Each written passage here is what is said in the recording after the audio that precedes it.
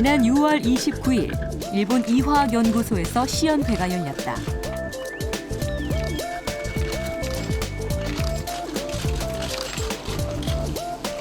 이곳 뇌과학연구소 소속의 최규환 박사는 생각만으로 움직이는 전동 휠체어를 개발했다. 손발의 움직임 없이 작동이 가능한 전동 휠체어. 비밀은 뇌기계 연동 시스템, 즉 BMI 기술이었다. 이 시스템은 0.125초마다 이렇게 커맨드 명령을 낼 수 있고요. 그리고 이 정확도가 95% 이상 되기 때문에 첨단 의공학의 도전이 시작됐다. 탈부착 가능한 신장, 휴대용 췌장, 완전 치환이 가능한 심장에서 대량 생산이 가능한 인공 피부, 청각을 대신해줄 인공 귀와 불가능하게 여겨졌던 인공 눈, 몸속 작은 우주 뇌까지 바꿀 수 있는 휴먼 2.0, 지금 대체 가능한 인체가 온다.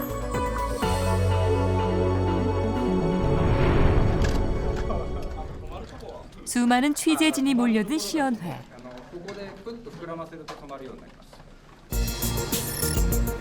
박사는 동작마다 다른 뇌의 전류 변화, 즉 뇌파의 차이를 이용했다. 오른쪽 손을 쥐는 생각을 하면 대뇌 왼쪽 운동 피질에서 뇌파의 변화가 생기고 두건에 달린 전극이 그 변화를 포착한다. 그 결과 휠체어가 오른쪽으로 움직이는 것이다. 뺨을 실룩이면 멈추는 비상정지 기능도 갖췄다. 팔다리가 마비된 장애인도 혼자 휠체어를 움직일 수 있는 것이다. 이제 저하고 같이 훈련을 하루에 한 3시간씩 한 일주일 정도 하시면은 이제 이 목 이하로 마비되신 그런 장애인들이 저와 같이 휠체어를 탈 수 있습니다.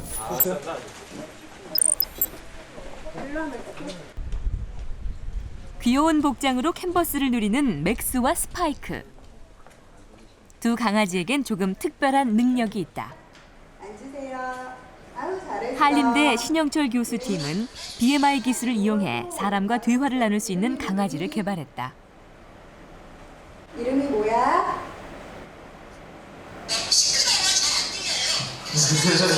미안해. 스파이크 오늘 기분은 어때?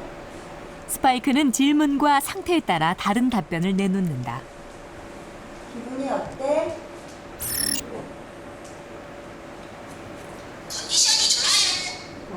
스파이크가 사람과의 대화가 가능한 것은 뇌신경 활성도의 차이 때문이다. 스파이크 노래 좀 불러주세요. 더 안 돼요. 예를 들어서 기분이 좋니라고 이제 명령을 했을 때, 예를 들어서 강아지의 기분이 나쁜 경우에 뇌 활성 신호가 이제 낮게 나타나겠죠. 그 낮을 때는 기분이 좋지 않아요, 기분이 보통이에요,라는 이제 말을 내게 되어 있습니다. 강아지의 머리에 심어놓은 전극은 질문을 들었을 때 나오는 특정 반응의 신경 신호를 수집한다. 컴퓨터로 보내진 신호는 마이크를 통해 상황에 맞는 대답으로 나온다. 엎드려. 질문하는 상대가 바뀌어도 상관없다. 이름이 뭐니? 스파이크예요. 너에 대해 소개해 줄래? 저는 슈퍼강아지 스파이크예요. 현재 스파이크는 16가지 질문에 대한 답변을 할 수 있다. 한림대 바이오닉 연구단에서는 뇌기계 연동 기술인 BMI 연구에 한창이다.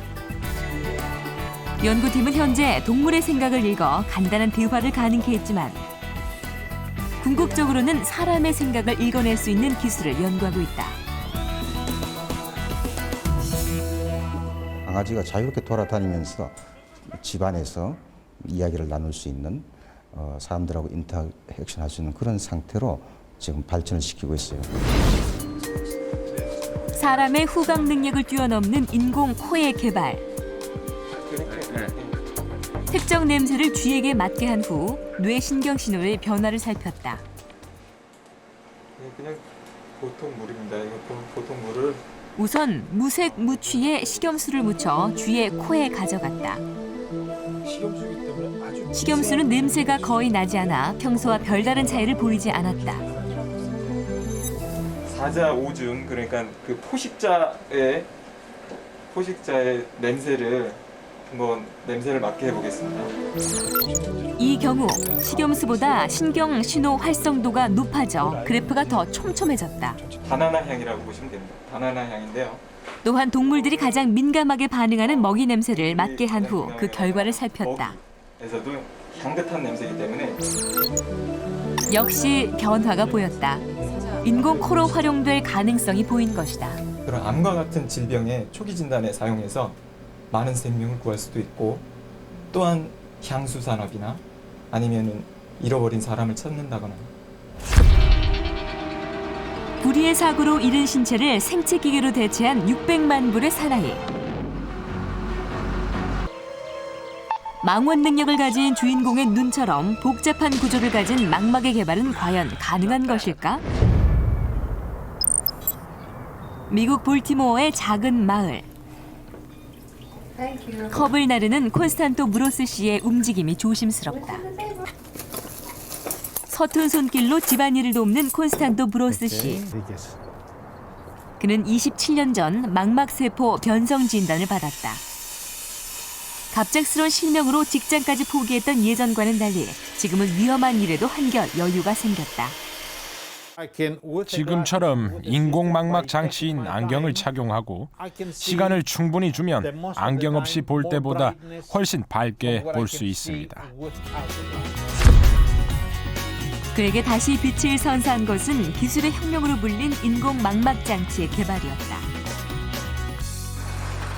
지난 6월 콘스탄토 브로스 씨는 존스 홉킨스 병원에서 인공망막을 이식받았다.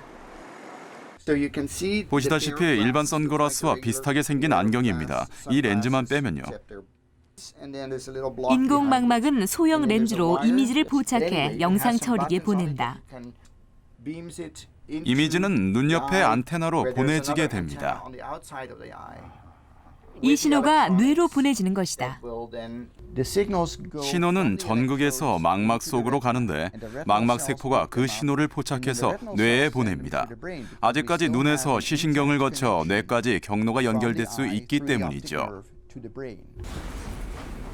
콘스탄토 브로스 씨에게 인공망막 이식은 어떤 변화를 가져왔을까? 수술 전 아무것도 보지 못했던 그는 어둠 속에서 빛이 나오는 길을 정확하게 따라가고 있었다.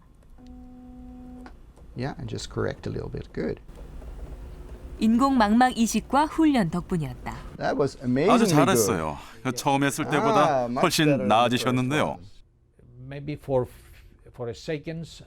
텔레비전을 볼 때 몇 초 정도 사람들이 좌우로 움직이는 그림자 같은 걸 볼 수 있습니다. 상당히 괄목할 만한 성과가 이루어졌다고 생각합니다. 시력을 완전히 상실했던 환자들이 어느 정도 빛에 대한 감도를 회복할 수 있게 됐기 때문이죠. 인공망막 장치에 적응하기 위한 훈련은 집에서도 계속됐다. 이젠 바닥의 벽돌 색과 계단 카펫의 색이 다른 것을 알 수 있어요. 시간만 주면 테이블을 볼 수 있어요. 이제는 잔디 위의 하얀 의자처럼 세계 대비가 확연한 물건을 찾는 일은 시간만 들이면 가능하게 됐다.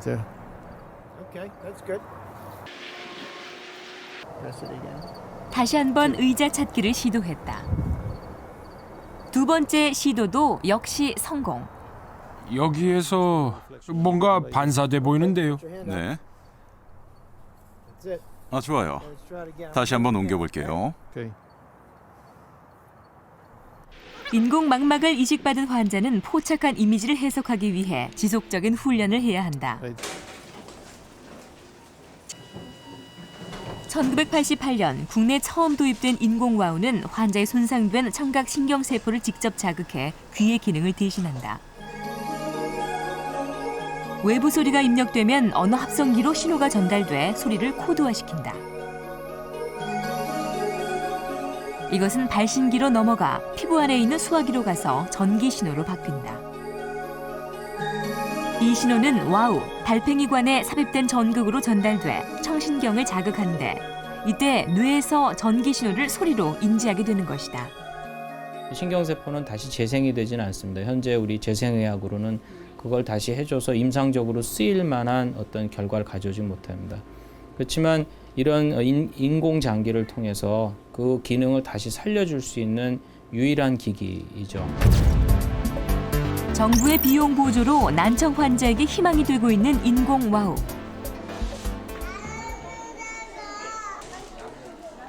선천성 난청의 경우 인공 와우 이식 시기가 빠를수록 정상적인 언어와 지능 발달이 이루어질 수 있다. 인체의 한계를 극복하려는 국내외 연구팀의 끊임없는 도전은 오감을 벗어나 생명과 직결된 내부 장기로까지 그 영역을 넓히고 있다. 인공심장은 기능이 부실한 심장을 대신해 외부에서 공기압을 이용해 혈액을 심장으로 보낸 후 박출하는 역할을 한다. 2007년 개발된 H바드는 그의 소에게 이식돼 미국 FDA 기준을 훌쩍 넘긴 6개월까지 생존시켰다.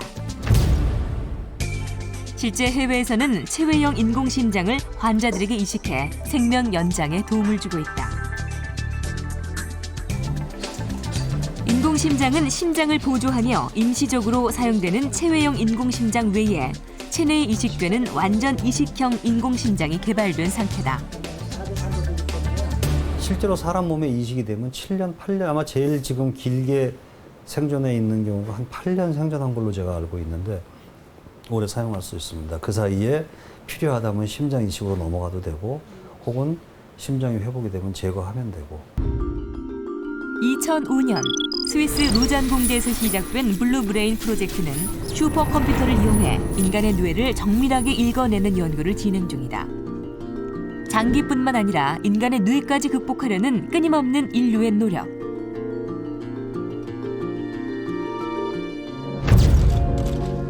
뇌파를 읽어 물체를 움직이고 뇌에 전극을 심는 것 외에도 신경공학 연구는 계속되고 있다. 무선 텔레파시 시대가 와요. 생각만 하면. 그러면 뭐 극단적인 표현 2050년이 되면 말이 언어도 사라지고 전화도 필요 없고 텔레도 필요 없다는 얘기가 나올 정도로 그게 바로 신경공학이죠. 서울대학교 공과대학. 이곳 역시 뇌 신경 신호를 읽기 위한 연구의 한창이다. 식염수에 담긴 쥐의 살아있는 되뇌 피지를 이용해 뇌의 신호를 읽어낸다. 연구진은 쥐의 대뇌 운동 피질에서 다리 움직임과 관련된 부분에 전기 자극을 주어 생각을 유발했다. 즉, 쥐가 다리를 움직인다는 생각이 들게 만드는 것이다. 만약에 쥐가 이제 앞다리를 움직일 때 어느 부위가 활성화되는지는 잘 알려져 있습니다. 그래서 그 부분의 빛을 조사해서 과학적 성질을 측정하면 쥐가 앞다리를 움직이려고 하는구나라는 걸 측정할 수 있고요. 전기 자극을 통해 생각이 유발된 뇌는 신경 신호를 발생하게 되는데 이때 나오는 신경 신호를 빛을 이용해 원거리로 측정한다. 머리에 빛을 투과시키는 것만으로 생각을 읽어내는 실험. 그 결과 생각을 할 때 쥐의 뇌는 두드러진 변화를 보였다. 생각을 가지고 컴퓨터를 작동할 수 있으면 훨씬 좋겠죠.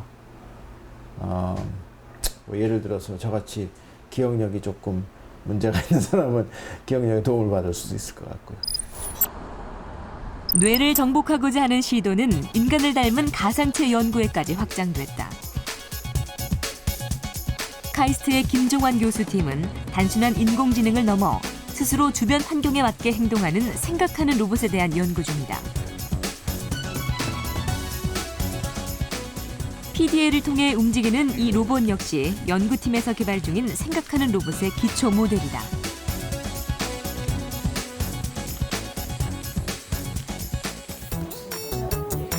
세계 최초의 인공생명체 리티. 얼핏 컴퓨터 캐릭터처럼 보이지만 인공 유전자를 통해 고유의 성격을 가진 로봇이다. 외모와 성격이 모두 다른 리티. 과연 어떻게 만들어질까? 연구팀은 외모와 성격을 지정하는 게임과 달리 인간의 진화 과정을 모방한 알고리즘을 사용했다. 예를 들어 붉은색 통통한 리티를 얻고자 할 때 여러 번의 짝짓기를 통해 유사한 리티를 얻을 수도 있다. 하지만 명령대로 똑같은 모습의 리티를 얻기는 힘들다. 가상의 로봇이나 실제 로봇을 만드는데 이제 성격을 구성하는데 그런 유전자 정보를 사용을 하면 동일한 외형의 로봇일지라도 이제 다양한 성격을 나타낼 수 있겠다라고 이제 생각을 한 것입니다. 진화 과정을 거친 리티는 성격 역시 다양하다. 쓰다듬어주는 의미의 마우스 클릭 한 번 해도 다양한 반응을 보인다.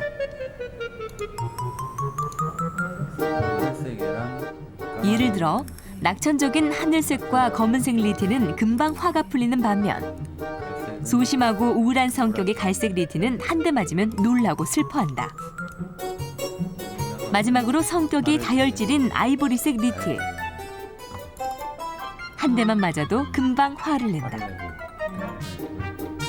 리티는 유전자의 조합과 가상의 진화 과정을 거쳐 성격이 많이 바뀐다. 염색체로 만들어진 사람을 닮은 하나의 인공 생명체인 셈이다. 컴퓨터 게임은 그 주어진 프로그램대로 움직인다면 이 리티는 자기 스스로 판단하는 것이 차이가 있죠. 자기 스스로 판단하고 자기 내부 상태의 희노애락에 대한 그러한 표현을 스스로 느끼고 스스로 이렇게 기쁨의 정도를 스스로 올릴 수도 있고 내릴 수도 있고 그러한 부분이 큰 차이가 있죠. 과학의 힘으로 정자와 난자를 만들고 새로운 생명체까지 등장할 수 있는 휴먼 2.0 시대. 신의 영역을 넘보며 스스로를 정복하려는 인류의 끊임없는 도전. 새로운 시대로 가는 시계바늘은 지금도 움직이고 있다.